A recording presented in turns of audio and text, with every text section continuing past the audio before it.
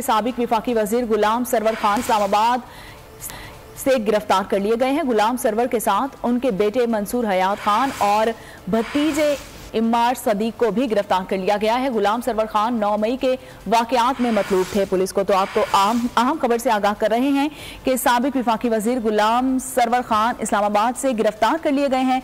गुलाम server के बेटे उनके साथ उनके सफर में मौजूद थे और उसके साथ साथ उनके भतीजे इमार सदीक भी उनके साथ थे। दोनों को गिरफ्तार कर लिया गया है और गुलाम सरवर खान 9 मई के वाकयात में पुलिस को मतलूब थे। तो ये मनाजिर भी आप बोल न्यूज़ की स्क्रीन पर मुलाहिजा कर सकते हैं।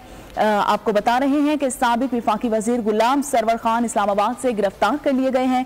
गुलाम सरवर के साथ उनके बेटे मंसूर हयात खान और भतीजे इमार सिद्दीक को भी गिरफ्तार कर लिया गया है। गुलाम सरवर खान 9 मई के वाकयात में पुलिस को मतलूब थे।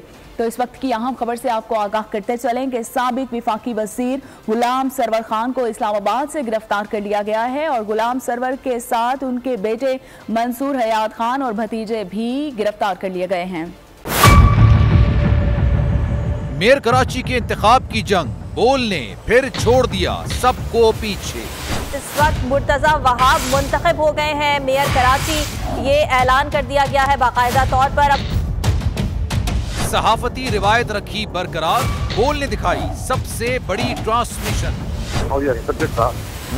मैंने आपको कहा नंबर गेम में जमात इस्लामी के पास नंबर पूरे नहीं है। लम्हा बलम्हा की सूरत हाल से किया बाखबर आवाम को।